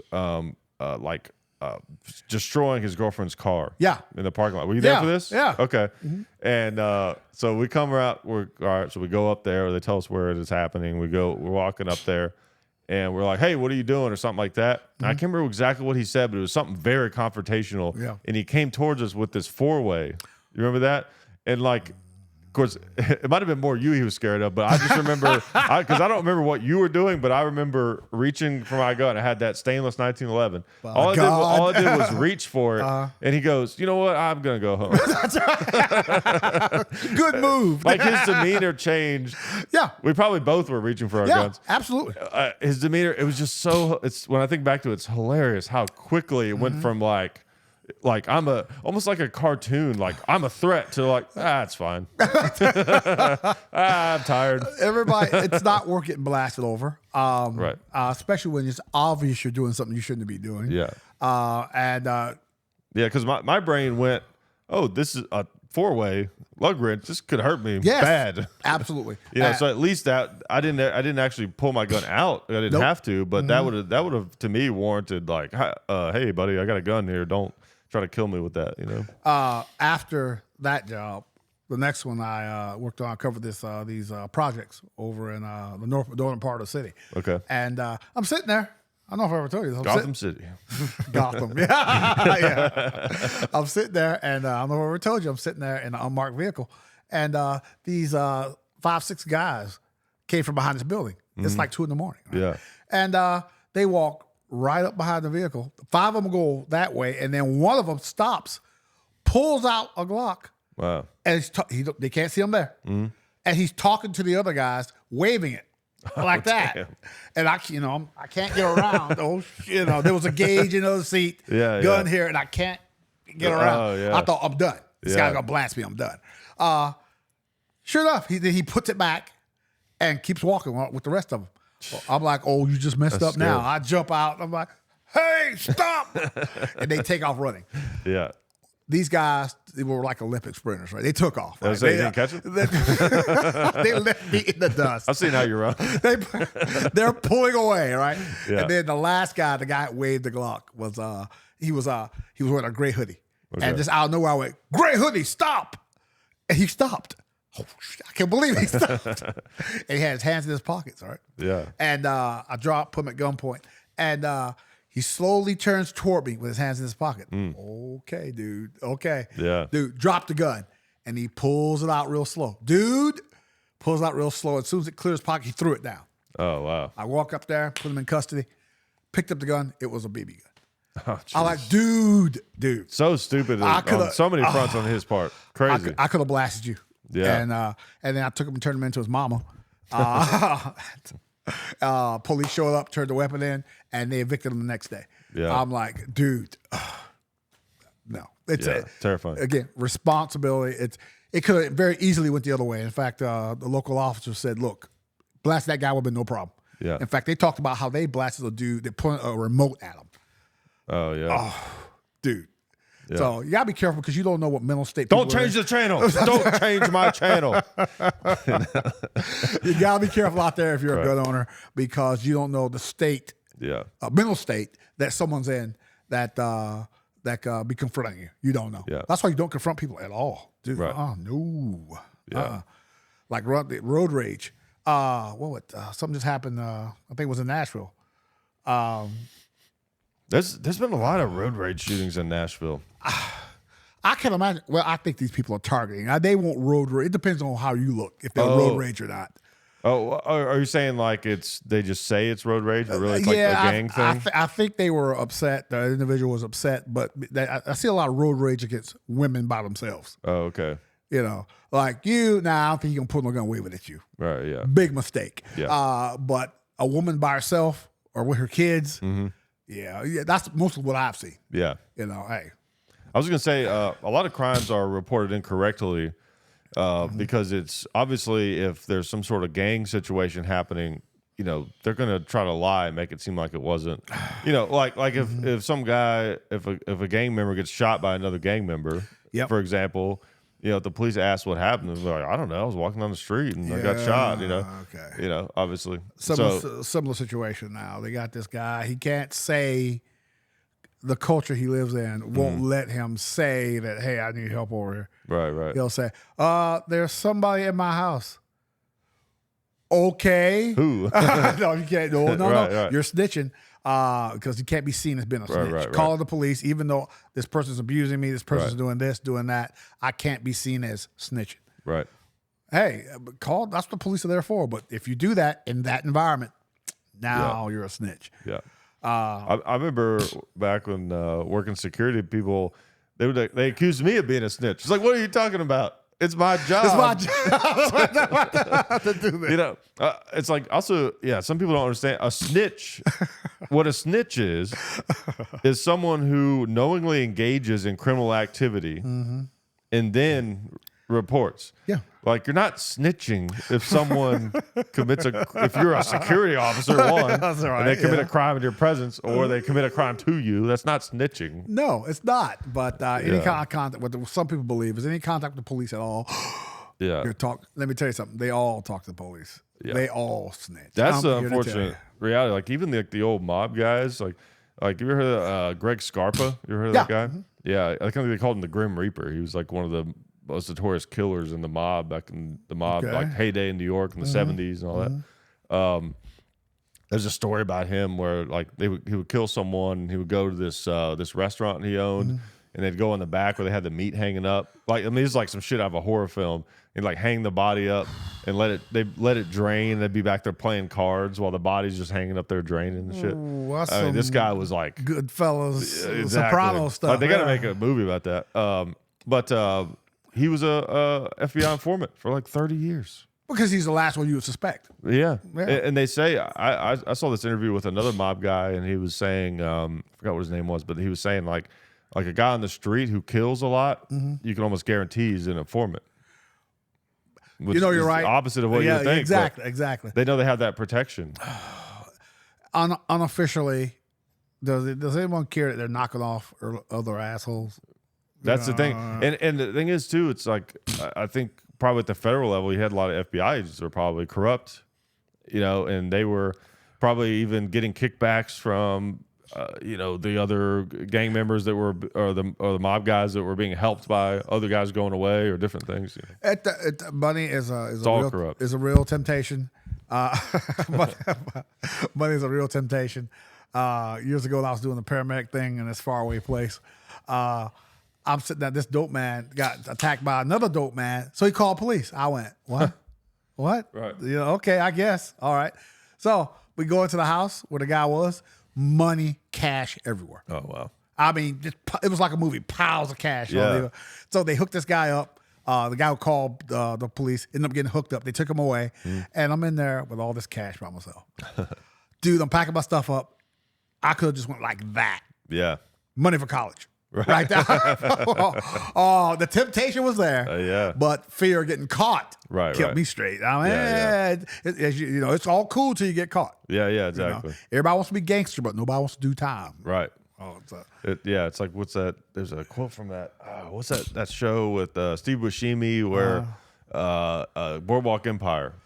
Yeah. You're the one that watched it. Okay. Yeah, it wasn't. I watched like the first 5 or 6 episodes. Yeah. But it was like, you can't be half a gangster. No, you can't. A good quote from that. You're in or you're not. Yeah. And like a lot of young guys, they want to be gangster and all that until it's time to go to jail. Exactly. Yeah. But then once it's time to go to jail, who's yelling for their mama? Which I've seen that. Yeah. Guys yelling for mama. What? Dreadlocks, tattoos. I hate your F the police. Right. Oh, gotta go to federal prison? No, mom. Yeah. Mom. Whoa, dude. Yeah, where'd the tough guy go? Yeah. So you might want to dry that up before you get down to the county. You might want to dry that up. I don't know, dude. Yeah. Not a good look for you. It's brutal. I'll tell you something that probably helped keep people out of prison these days a little bit is there's like former inmate YouTubers. Like there's this one guy, I watched Larry Lawton. Do you know who that is? No, I don't. I thought you were talking about that guy with the tattoos, Delay. I may have seen some of his stuff. I can't place him, but I don't. White guy, Irish beard, heavily tatted. Yeah, it sounds familiar. Maybe, yeah. But that I watched some of those videos. They're just kind of fascinating. Yeah, just like how like prison is like its own little culture. It is, and all the different things. It is. Something I thought was interesting is I think it was. Do you know Michael Franzese? You know who that is? Okay, so he's one of the big mob. Franchising? No, different guy. Okay, I know, but not. I thought there's another gangster guy with that same name. Yeah. But not the one you're thinking of. Yeah. Inside baseball, everybody. Don't worry about that. But no, there's a guy's name is Michael Franzese, and his father was like this notorious mob guy, and he was too. He's like been in a bunch of documentaries and stuff like that. He had one of the largest scams the mob ever had, where he basically had this deal with the Russians, where he was buying gas, and then he was basically going around the tax on gasoline. So he was selling his gas without paying the tax. Okay. But he sold it for the normal prices. So like whatever the tax, like 30 cents on the gallon or whatever it was, he was pocketing that. And he had gas stations all over the country. So he was making millions and millions and monthly, millions of dollars every week. Yeah. Anyways, his dad was like this notorious gangster from back in the day. And his dad told him, gave him advice whenever he got caught and went to prison. He was like, the best advice I can give you about going to prison is say please and thank you. Which, you think about, you got to go in there and be this big tough guy. No one fucks with you. It's like, just show everyone respect. Yes. Yes, that was kind of interesting. True. It's always important to be pleasant, to be kind, because that people can choose to help you. Scenario. People can choose to help you or choose not to. Right. So good idea, good respect. Because you're not gonna get far disrespecting people. Yeah. That whole beat up the biggest guy in there. Nah, bro. They may come at you 5 deep. What you gonna do now? I mean, hey. Yeah, it's not the biggest guy you got to worry about. Probably. So if you got legit charges, you should be all right. If you're a sex offender, you got a problem. Oh yeah, you got a problem. Yeah. It's about respect. Yeah. In there and out here, it's about respect. Yeah. You'll go a lot further being respectful. Yeah. Also, man, the minute you start slinging dope, 2 years. That's what I've heard. About 2 years. These guys that I hooked up told me the same thing. Hey, 2 years. The minute you start slinging dope, 2 years. Yeah. Which one individual I know, what you really have to show for they made like $20K a week. Wow. But what do you do with it? Right. You can't go to the bank. Yeah. What are you gonna buy? That's true. Yeah, you buy a nice car and a nice car, not a new one. Because you roll up with what 32K in cash, they're gonna go, what? Yeah. The big guys got like businesses to launder that money, like a lot of entertainment companies. Oh right. Okay. Exactly. All right. Yeah. That's what. Yeah. That's. Well, I guess I shouldn't even say that. But I know. I was gonna say I know of a way that money is laundered. I don't want to blow the spot up, as they say. I'll say this though. I've been in some businesses before where I'm like, this business makes no sense. Exactly. I did How's this, security for one, and that place was just a front for MS-13. Come on. Oh yeah. There you go. It's like, okay, everything was in cash. You know, hey, all right, sure. Right. Rivers of drugs. I'm like, I'll be out here. I'm out front. Yeah. So prostitution, all that shit. So, dude, I don't know. I think it catches up with you. It's just a matter of time. And that's what those two guys told me. It's just a matter of time. You're going to get caught or somebody probably somebody going to snitch you out. Right. To get you out of the way. What the worst is, I bet, about doing crime is that when you realize it's like really hard work. You know what I mean? Your thought is like, oh, if I'm willing to take a risk, I can make a bunch of money. And then you get into it and you're like, oh, this is actually really difficult. You know what I'm saying? I should have just studied. Get a real job. Yeah. Don't be the old guy. Like, again, the people I have to work with. Don't be the old guy out there at street level. Okay. If you're 55, 56, still on the corner. Right. Dude, maybe this ain't for you. This ain't for you. And, I'll tell you what's really crazy to me is like people I've known that just casually sell drugs. And it's like, you're not even making enough money for this to be worth it. And you're just like you're just risking a felony all the time. Yes. It's going to ruin your life. You're right. Well, okay. From what a allegedly person that did that told me was that he said, look, people always see themselves as like Scarface. Yeah. You know, the big money, the mansion, the car. That is the rare exception. Yeah. Most of your guys are street level. Right. Yeah, you're good. Allergies. Oh, yeah. Most of your guys are like street level. And anybody making the real money, you'll never see it. You'll never know it. Yeah. You'll never see them out there. They'll never touch it. In fact, this one gang guy told me, oh, I never touch that stuff. Yeah. Never put your, no. Like this. They delegate, I guess. Yeah. You got There's some guys smart enough. They maybe start out on the street level and they kind of get by with it for a little while, and then they figure out a way to like kind of delegate it. Exactly. Where they're kind of separate. You from it. go out there and sell this. This guy wanted me to intervene at this place in the city. Was that vague enough? It's pretty vague. This guy right there in front of me, patrol car there, me standing there, and this guy start pounding this dude right there. Yeah. And we figure happened was that what's that shit called? You front this guy so much dope. Oh, right. To go sell it. Yeah. And then they have to give you a certain amount. Yeah. And you get to keep some of it. Yeah, exactly. And what I think happened is that this dude had smoked up all his dope. Oh, damn. And then now the dope man's like, hey, the plug's like, what are you doing? Where's my stuff? It's like the movie Friday. And then the dude was getting beat up came and just sat next to us. What the dude? So, but the plug was real brave. He was going to come on there and lay hands on this guy right in front of us. Nah, dude. Nah, I don't think so. Yeah. No. Tell you what, wait for him out there, or do I have to get involved? Yeah. And he's like, okay, all right. And then he wandered off. I mean, what do you expect? I thought I would think that's just part of doing business. Right. You know, hey, you can't. These aren't trustworthy, trusted workers you got here. These are these are fiends you got there. What do you expect?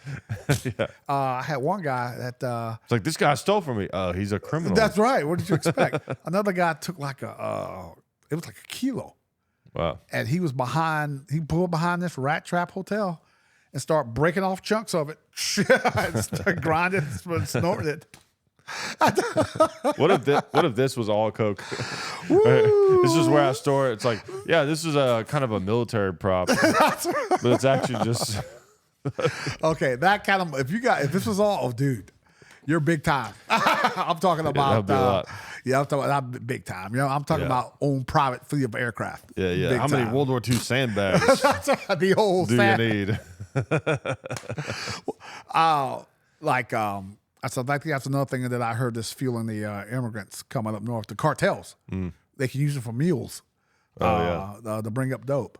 I'll be the first to say the money makes it worth it depending on your situation. Yeah, especially in other countries, the poverty is like at a level we can't even comprehend. You know? But you never do that. I had a guy. He was a mule for one of the cartels. he was going from Atlanta to Chicago, transporting their stuff. Yeah. And then the problem is, all it takes is them feeling like for some reason they can't trust you. All right. Oh, that's a problem. Yeah. And what he told me after is that he usually went by himself from Atlanta to Chicago, and then all of a sudden on this trip, 2 guys were with him. Yeah. Uh-oh. Scary. And they got maybe an hour outside of Atlanta. They're like, "Oh yeah, pull over down here. I gotta take a pic." Yeah. They pull him out of the car, put 240s through him. Didn't kill him. Oh, wow. That's right. Didn't kill him. He has a bag now, but Yeah. it didn't kill him. It's kind of sloppy, right? I Yeah. thought these guys were professionals. Finish the job. True. That's true. Yeah. But didn't finish him off. But he went right back to it. He got out of the hospital. Yeah. Went right back to it. I went, dude. Number one, I don't think there's an out. Once you start doing that, there's no out. Yeah. You don't. That's why you don't take anything from them. Right. Absolutely not. And then if you start doing that, there's no out. Right. I don't want to do it. No, you're gonna do it. Yeah. So. Yeah, it's destructive. That's one of the things that Michael Francisco guy was telling you about. He was a captain in the Columbos. I mean, he's legit back in the 70s. You know? Okay. And he talks about how as glorified as the life is, it's destructive. Like Yes. he was just naming off all these people, just the lives it destroyed. Got killed, locked up for the rest of their lives, and you also think about their families, their kids. What are they gonna do now? Yeah, they have these fronts where they act like they're legitimate businessmen, so their kids maybe don't even understand. It's like, oh, it's just dad, Yeah, that's his job. Yeah. Right. It's like, oh, turns out dad's a murderer and he's going to be in jail for the rest of his life. And what do you do if you used to? Well, I had another guy. He got caught up, and he said, "Look, once you start taking that kind of cash, how do you go back to just a regular job?" Yeah, exactly. And your skills are a crime. That's the thing. That's the thing. It's like if you're that ambitious, because think about this: like if you're the kind of person who's willing to risk going to jail, that's pretty serious ambition. Yeah. Okay, so there you go. You're an ambitious person. Use that in a positive way, a legit fashion. But no, it's again, it's the cash. You can't. It's quick. There's no waiting around. I ain't got to wait for payday. Yeah. Problem is, one wrong move, you're done. Probably somebody is going to stitch you out. Yeah. I read an account that said Bonnie and Clyde used to say the same thing. It's going to be somebody we know. Oh, right. That rats us out. Yeah. It sure as hell was. Yeah. It's going to be somebody you know. Somebody going to get caught up, and the police are going to say, "I'll tell you what, I don't care about you. Yeah. Where did you get it from? That's the guy I care about. Yeah. And you're facing all this time. I'll tell you Yeah. what. I'll let y'all with a slap on the hand and a citation. You're a rat. You're a rat. Yeah. And that's SOP for law enforcement. They're gonna make you sit down in the county for a while, let you think about it, Yeah. and then you're like, now you can stay here, or you can go home. It's up to you. What do you want to do? Right. Yeah. Come on. Your average person is gonna be like, okay, Yeah. where do I sign? Yeah. So, dude, Take the chance. I mean, that was what ultimately took down the mob, was just because of RICO Act. They were able to basically throw these life sentences at people. It's like life or rat and get to live a normal life. I mean, you're risking, it's like possible death or no kind of life you want to live. Or a life in New Mexico under an assumed name. Yeah. Regular guy. Right. You're not in jail. Yeah. And but a lot of them were like Sammy the Bull, who has a podcast now. He was Okay. he was the underboss for John Gotti. Okay. He confessed to 19 murders, but because he ratted out a bunch of other mob guys, he only had to serve like 2 years, which I think that's kind of weird that they still made him serve 2 years. well, they gotta do something. I guess, And, yeah. and also, it's federal prison, man. That's Right. cake. It's club Yeah. fed. Come on. That's true. It's not like the penitentiary. Yeah. The Grundy County jail. No. County Right. sucks. State prison is slightly better, but the Fed, if you got to go, Yeah. the Fed is the place to go. So they want to do some high level crime then. I will go to the prison with the tennis courts Yeah, and the yeah, saunas. Yeah, that's why I'll go Exactly. there. Yeah, with the white collar guys. Right. But, But he was on witness protection, and then he started this ecstasy drug ring, right? And it was like this nation, just massive, like nationwide. Obviously, all of his skills, being like a high level street guy, and he got busted for that, and then he ended up doing 25 years for that. because what do? You're used to the big cash, tax free, and Yeah. it's all profit. now I got to be just a regular. I don't know how much they give you in the witness protection program to live on. Yeah. I'm sure it's changed, whatever it is. It's so small. You know, and now you're used to living in the mansion. Yeah, you're like bagging groceries. You know, someone's a little rude to you. You have to You're take like, it. yeah, back in my day. See, You know, I used to. You have to lower your eyes and okay. Yeah. So, Yeah. I used to be the big. Nah, shut up. Hey, I need to Yeah. double bag that. Shut up. Yeah. Okay, all right, dude. Yeah. You don't know. Back in the day, you'd be bombing the New York River now. Yeah. But I don't know. It doesn't pay. We all know that. Well, it pays until you get caught. Right. Yeah. And then once you get caught, you're like, what was I thinking? Oh, my God. Yeah, Why did I yeah. do this? Too late. Yeah. And then the police going to say, well, what you got for me? Right. You know, and if you're going to rat, they're going to rat. Right. They're going because nobody wants to do a whole bunch of time. Yeah. So, Yeah. Absolutely. Yeah. And how do you like, you know, the break that cycle? You know, people that grow up in tough neighborhoods, they don't have a lot of options, and that's so much more enticing to someone like that. And on a certain level, it's almost. It's always your own choice, but on a certain level, it's almost not your fault if you grow up in an environment where you just have no options. I mean, True, maybe not your fault is the wrong word, but it's like it's very easy to say that you wouldn't do that. Yeah, if you didn't grow up that way. Yeah. Especially if you grew up in an environment with us. In fact, one guy told me that, look, the environment that I grew up in, I never saw anybody with a legit job. Yeah. Everybody was a gangster. Everybody did Right. criminal activity. But I think at some point, though, it comes to a point where you got to say, I know this is wrong. Right. I know what's going to, what doing this is going to get me. Yeah. Usually it's your young guys that think they got to go out here and make all this noise and draws attention to themselves. I had this offender. This individual, all I want to do is chase women and make money. Okay. I don't know what that's going to get you. He didn't want to do the program, didn't want to follow the rules, and then now he has a problem. Yeah. So, but that's the world he came from. Right. I'm not making excuses for him because I think, dude, at what point do you realize that? Because a lot of guys see it like it's just part of it, Right. which is true.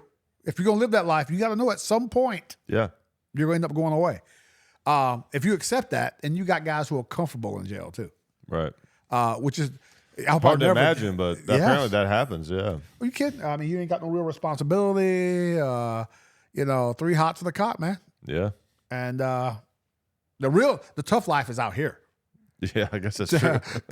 Taking care of kids, keeping a roof over your head, making Yeah. a living. I mean, Yeah. the hard stuff's out here. Yeah. So don't let I was tough and okay. Come out here and make a living. Yeah.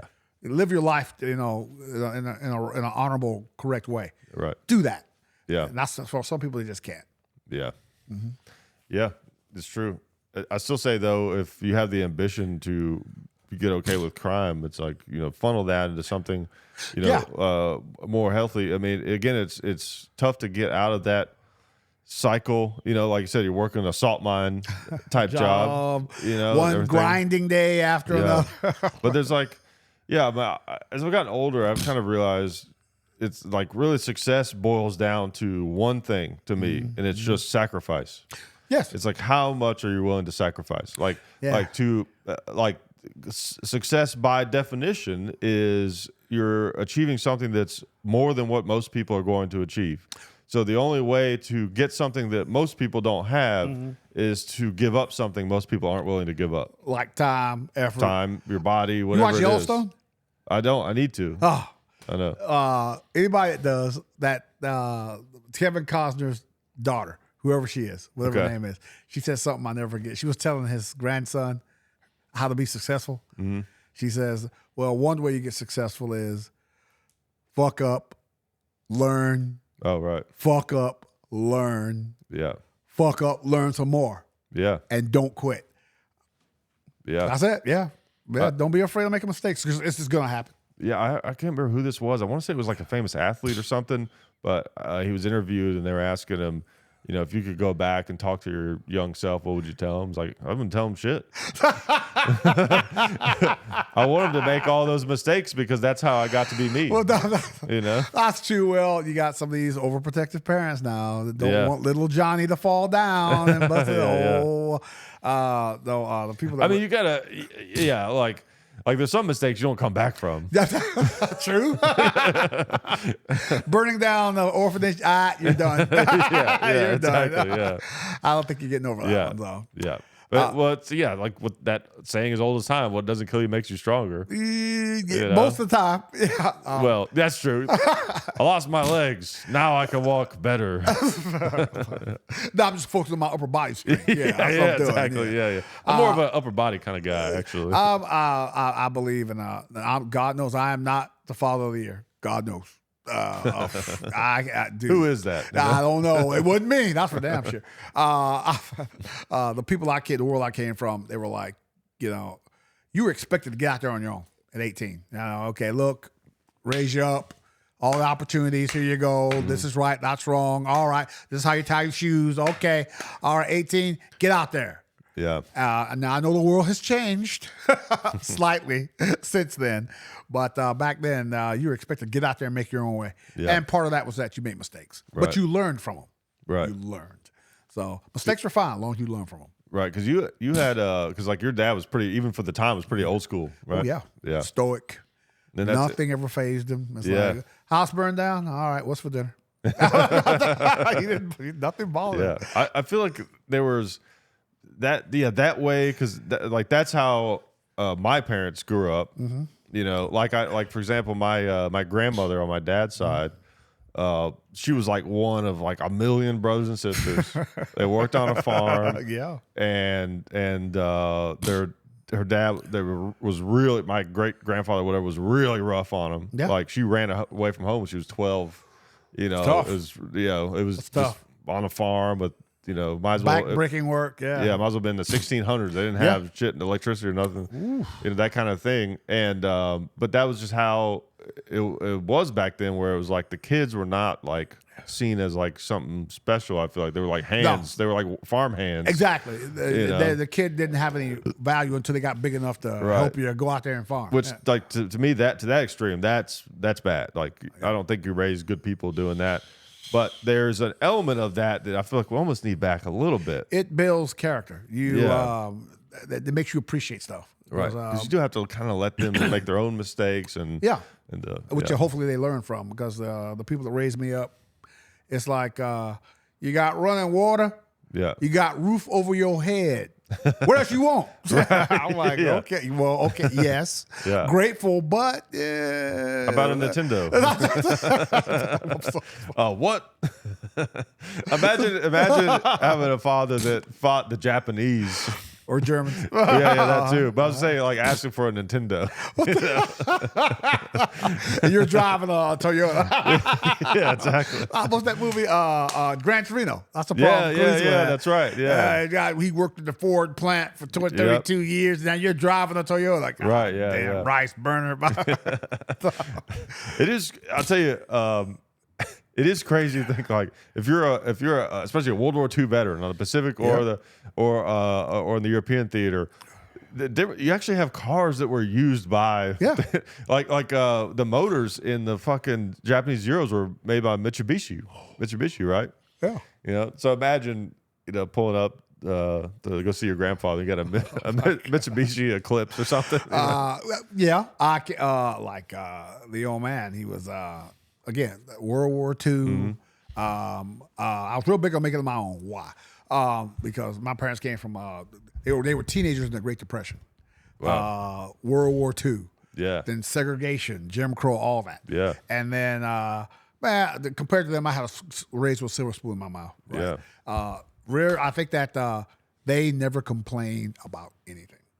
Never complained. I don't care what happened. Hey, fine, whatever it is. Some tough shit. Let's go, fine. What's that? The dog's dead. All right, let's go. We'll get another one. Let's go. Yeah. Nothing fazed them. They never showed emotion. Very stoic. I know that ain't the way it is today now. I see these, no offense to anybody, but these huggy parents, big hug. Yeah. They weren't that way. Yeah. They were not that way. People say I'm stoic. Well, that's why. Because I would love to be all happy and sugary, and but nah, bro. Hey. Yeah, it does. Because I definitely didn't have that kind of I didn't have a huggy upbringing. Put it that way. Big cuddly dad. Come here. No, it wasn't like that. I will say, honestly, like honestly, one of the biggest things, the only thing like from my upbringing that like, not to like judge my parents, but like that I would do differently, probably the biggest thing that I would think about is that like, my parents, of course, they're baby boomers, they kind of come from the generation or the school of thought that like, no pun intended, school is everything. Yeah. School is everything. Grades, you go to college, like that's how life works. You work hard in school, you go to college, and then you use college to get yourself a good job, and that's how it's a how building it works. process. Yeah. Yeah. And I think there was a time when that was true, but I think because I was never good at school. Who was? And it all exactly. But it's like I always felt like I was wrong somehow because I was bad at school. Like it's like, I'm not good at things because I'm not good at school. I think as we get more into the modern era, there should be a little bit more of like an understanding that like school is it teaches you how to work hard. Yeah. And it teaches you a lot of skills that you need.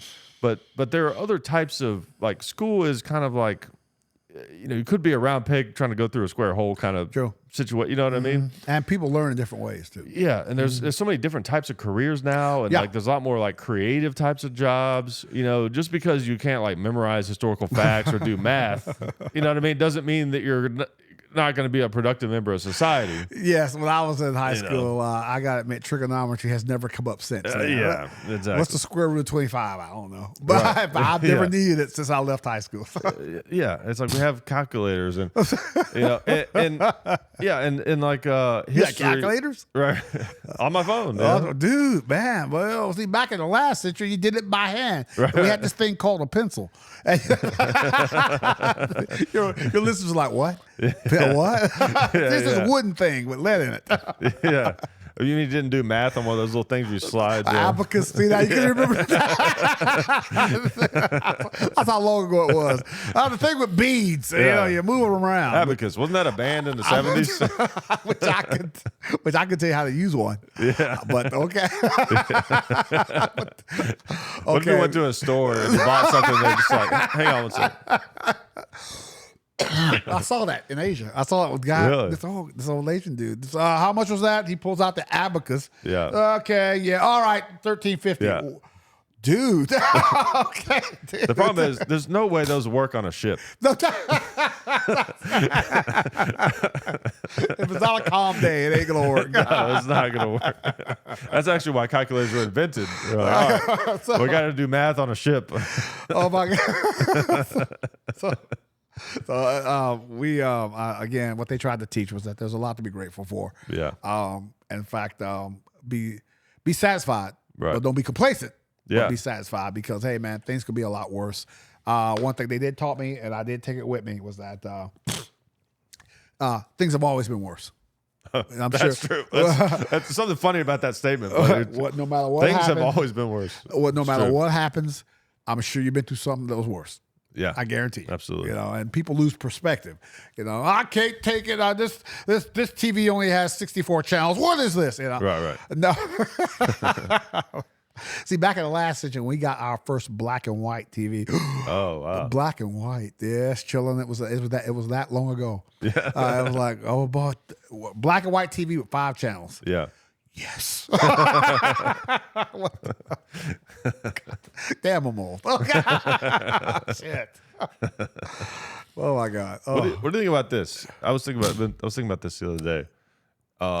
And this will sound like a depressing thought, but it's not. Hear me out. So I think one reason a lot of people get maybe frustrated with their situation in life, or depressed or whatever, or like there's so much anxiety. Everyone has anxiety now. Of course. I think some of it comes from this idea that they're supposed to be happy. True. I kind of have this theory that happiness is sort of like time, in the sense that it's only real because we sort of invented it, right? Yeah. Like if you think about it, happiness is like, if you do something that whatever, it makes you feel good, get endorphins, whatever, you achieve a goal, or you buy something that you've been wanting to buy, or whatever it is, and you feel good. And it's so happiness is sort of like the way we measure the like consistency of those experiences, you know? And I think it's kind of like it's a fallacy. It doesn't really exist. So like people like sit in their house and they'll be like, I don't think I'm happy. I'm supposed to be happy and I'm not. And it's like, well, of course you're not happy if you're thinking about it. We would like to be happy. You're not supposed to be happy. Yeah, exactly. You would like to be happy. Yeah, so I don't know. Maybe that's a crazy idea, but I just feel like if you kind of accept the fact that like life is this kind of like rugged thing that you're sort of wading through. Oh, it can suck, dude. It can suck. Oh my God. Yeah, exactly. It's like the. I don't know what I'm trying to say. I guess the expectation of happiness is what kind of makes you feel less happy than you would be. Well, because we see Instagram, TV, and all that. Yeah. There's always somebody at dinner on the boat fishing or shopping in the elegant clothes, or they got the models, weightlifting, you know. Right. What the? Okay. Yeah. Average Joe ain't like that. You know, Average Joe is these people like the woman walking down the street with the hair and the clothing and the handbag. She ain't working no shift nowhere. Right. You know, she's not the plant, assembling shit. No, she's not doing that. That's what normal people do, average people do. Right. Or, but I think again, media gives us an expectation. Well, you know, why can't I have a boat off the coast of Georgia fishing? Yeah. Because you're not a millionaire. That's why. Right. You're right. That's what it is. I think. Yeah, we're seeing too much. Yeah, and we're comparing that to our own life, and we're kind of losing perspective. True. You know, there's a lot to be grateful for, and because it's been worse. It's been worse. Example. Well, in a farmhouse many years ago, with it was an old Georgia Southern farmhouse. The ceiling's about this high. Fireplace to stay warm. Yeah. And running water only like half the year. Oh, wow. So why only half the year? Because in the wintertime back then it got so cold the pipes froze. Oh, and then like, well, okay, I think we should get the new pipes in here about March. Okay, was it just Christmas? Okay, about March 15th we'll get the new. So you were just kind of hauling water. Wow. And coming from that, you're like, well, okay, what's all this running water? A shower head? Oh. In fact, in that world, a shower, boy, you rich. Yeah. God, you ain't got to run a bath. Yeah. So there's a lot to be grateful for. And I think we lose perspective. We forget about that. We do. You're healthy. You got your health, which I know that sounds cliche. Yeah. If you got your health, you got everything. It is true. Right. Because if you don't, oh my God. Yeah. I've someone in my family, you know, that's like they're older, but they're not old enough to be dealing with the things they should be dealing with, and they're just miserable all the time, just always in pain, just always just have all these problems, and it's like you look at that and like, oh, man, you know, just there's some fates worse than death almost. You know, absolutely, and it's easy to forget that. Some people are dying for 30 years. You know, it's not quick. I mean, sometimes you wish it was, but it's not quick. There's just so much to put up with. As we get older, believe me, I know. Oh, my knees. Oh, I talk all that crap about being a by God paratrooper. Okay, 30 years later, oh, my knees, Jesus. Or run around when I was 20 years old. 12-mile road march. Let's go. Now I'm 50-something. Oh, Jesus, my back, my knees, oh, my neck. You know, Like, you don't I think can't about believe that. jumping out of airplane is hard on your knees. Well, it's that sudden stop. Yeah. Also, it's not the fall that gets you. Right? Do I talk crap about being a paratrooper? Yes, but what I don't tell you, this is gonna catch up with you. Yeah, you know, especially if you're on status for all these years and you're 60 pounds of equipment, 42 pounds shoot, 10-pound reserve. Okay, it's 2 a.m. You're gonna hit the ground at like a sack of crap. Yeah, that's gonna catch up with you. Right. So also, life is pretty boring if you're old and not a little beat up by something. Thank you. Yes. Right. You know? Yes. You probably didn't have a very interesting life if you're not a little bit beat No, up. that perfect, not a scratch on you. Well, what you been doing? Yeah, exactly. Yeah. I saw it somewhere. It said that when the end does come, you want to slide sideways into that grave and go, oh, thank God. All right, let's get some sleep. Yeah. You don't want to be, you eat right, you're healthy, you do everything the right way, you meditate, and you die anyway. Yeah. I'm a big advocate of get out there and do something. Yeah, absolutely. Live, because it goes quick. I know you're 22 now, but I'm here. I'm 22. I wish. But I'm here to tell I you. got excited for a second, like, oh shit, am I? Has this all been a dream? You wake up in your bed back home. Your mom's calling you down for breakfast. Yeah, okay. But it goes quick. It goes quick, and that's come out push people get out there. Whatever you want to do, go do it. Because what I see with the people I work with is that there's a lot. You can always talk yourself out of it. Oh, it's whatever you want to do. Oh, it's so easy. So easy. You want to talk yourself out of it. You can always find a reason not to do it. Yeah. And it's never going to be the right time. The money's never going to be right. Yeah. The dog got fleas. I can't go. Yeah. Go do it. And I think we hit on this before. People love to talk about what they want. Yeah. That's what you want to do that shit around me. You have to do it. Yeah. The things you want in the macro happen in the micro. Yeah. You know, that's a lesson in life I wish I had learned when I was younger. I did not understand that. Mm-hmm. When I look back at my past, it's like I was just like on autopilot or something. Yeah. You know what I mean? Mm-hmm. I just thought they're like, oh, I'll just keep doing this and maybe this will happen. It's like, no. That's not how it works. You have to force things to happen that you want to happen through up to you. hard work and grit or just doing it, you know? Well, I seen old coach from back in the old high school days. He said, look, people love to talk about what they want. Yeah. But they love to do that. But then do they actually have the balls to get out there and do it? Yeah. Most people don't. Yeah. In fact, when I was on Army recruiting duty, I found that's how you scare people.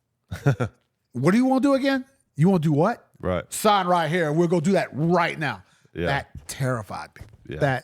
Because no more talking. Yeah. No more just, that will feel good. No, you want to do what? You want to fly a helicopter? No problem. Sign right here. Let's go. Yeah. And then what you see with a lot of people is once they see everything it takes to get there, most, especially dudes, fear of failure. Yeah. Maybe I'm not good enough. Right. Well, if you don't try, how you going to know? Yeah.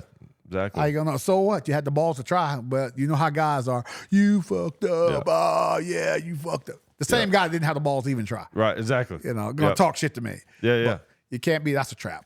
Absolutely. I told the old lady, I wouldn't go back to being 21 unless I know everything I know now. No way. Yeah. Yeah. I feel the same way. That a signal? All right. Yeah. We're getting all kinds of signals over here. Yeah. Well, I was about to wrap it up. Anyway. I got a pee a brewing. Yeah, Derrick. All that motivational talk making my arthritis act up my knees. Yeah, there's a warning. I'm telling you, oh by God, Calf Scout, by God. I'm telling you. I'll tell you what, yeah, I mean, you get to it, if you haven't, like I said, if you're not a little beat up physically or mentally by the time you start to get, what are you doing? Yeah, what you been doing? Something wrong. Yeah, you don't want to get to, usually the big milestones, 30. Right. I'll tell you what, too, I've learned is that the older you get, you're gonna make friends easier when you've been through some shit. You can talk from experience. Exactly. You know what I mean? I've done that. Yeah, that's like yeah. No one wants to talk to just some boring guy. Yeah, yeah. Okay. Which, if you choose to just not be out there, that's fine. That's your choice. Yeah. But I strongly advocate get out there and whatever you want to do, go do it because, especially while you're young. You know, in your 20s, unattached, just you, no kids, man, get out there. But that's the time. But things happen. Not that you can't do it once you get in a relationship and get older. It just can be tougher. Yeah. Because it ain't just you no more. Right. So get out there. Don't be that 40-year-old guy going, okay, I know what I want to do now. Yeah. Or do like me, get attached, have a wife and kids, and then decide you want to do something with your life and just have it completely blow up. Okay, I'm going to say it. Make sure you think with the right head, too. Yeah, that too. I'm here to tell you. Because that thinking with the other one can get you in trouble. I'm here to tell you. Yeah. And that's for me. Hey. Yeah. And there's really no escaping that, honestly, to a certain degree. You're right.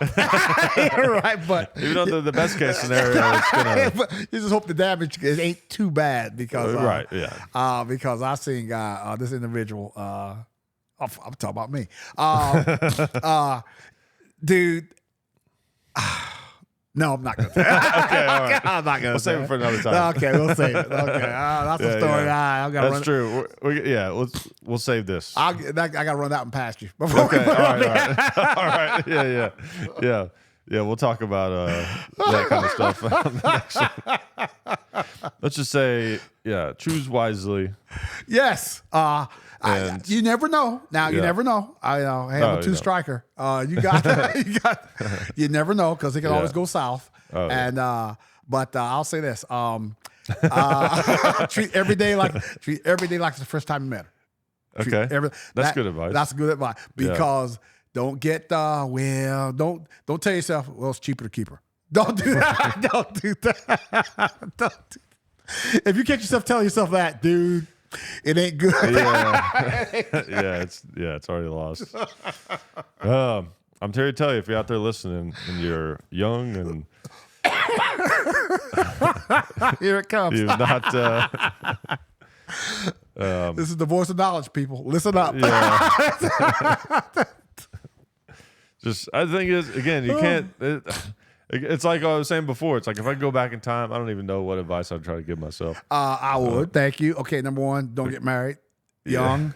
Get out there. Yeah. Stop talking yourself out of shit. Yeah. Get out there, do what you want to do. I think you're right. I mean, I feel like my mistake was feeling pressured to I got to get married, got to have a kids. Because in hindsight, it's like I always had this kind of thing where it's like I need more time to kind of follow my goals and do things, and I kind of. I felt like I was supposed to do that, and it sort of just, all that sort of came to a head. Easy to get sidetracked. Oh, very easy to get sidetracked. Very easy. It's easy, but it depends on your maturity level that you're at. If you're mature, either you're mature enough or you're not. Yeah. Usually, the average guy, he's got to go through some shit. Stuff's got to happen, and you'll learn from it. You'll get mature, and then something else happen. You'll learn from that, and then over time. Hopefully, a short amount of time you will. I'll tell you I think a lot of people probably go through this where, you have a bad experience. Let's say you go through a divorce or two. Two is insane to me for you to imagine. But believe me, this guys have been through 4. It's like 4. I can't imagine. Yeah. Okay, dude. I'm just a one-timer. Okay, all right. Get out of here, young fella. Exactly. One. You only got one divorce. Shit. So I guess what I'm about to say will sound really stupid to you, but I was gonna say the tough thing is it's like with dating after being divorced. It's like I've dated some nice women that have since then, but it's like I sort of tap out a little too early because I see the trajectory. Still gun shy? Yeah, it's like I see where this can go. You know what I mean? And then, okay, all right. And it's like, you know what I'm saying? You know what I'm talking about. I know what you're talking about. I wouldn't pull that trigger the second time. Yeah. And I was like, whoa, dude. Because I was like, okay. This will be right this time. I was a shallow bastard the first time. But I got it right. I know what I did wrong. I'll do it better next time. Yeah. That's what I was going to say is how far apart were they? Dude, not like 3-4 years. Okay. Which was not long enough. No. Got off track, got distracted. In love. Shit was I thinking? What the hell? No. I should have been shallow and just said, I'm going to go out there. It's all about me. Right, screw them. No. There are times when you need to be shallow and selfish and think about you. But no. Not Happily ever after don't exist, boys and girls. I'm here to tell you, all listeners of Hip Hop, happily ever after does not exist. You got to work at it every day. Yeah. I'm here to tell you. What I was gonna say is, it's been about 6 years since mine. Mm-hmm. I like to think that if I went down that road again, that I would be like, I'm going to take it really serious this time. Yes. I know what to watch out for and all that kind of stuff. But that could be, there's probably a guy watching that's got like 8 divorces, and he's like, I remember my second time. That's right. You never know. It's a chance you take. Is it worth it? Yeah. Yes. But still, back what we were saying, it's like you can't be afraid to live life. No, you can't. Dude. Again, go for it. If you find somebody that you feel kind of sort of feel like they're right for, go for it. Why not? And if your world falls apart, you'll get over it. You do You'll get over everything. it. You'll get over it. You'll do everything you can, right thing, right way, and we're gonna hope for the best. There are no guarantees. Again, happily ever after don't exist, and then we're gonna try to do the right thing, learn from your past mistakes, and then we're gonna hope. Right. No guarantees. That's what scares people. Life is hard. That's why they make beer. That's right, by God. All right, dude. Let's go take that whiz. Yeah. All right. Well, this was great as always. Sure enough. We'll do it again. Thank you guys. All right. We'll see you.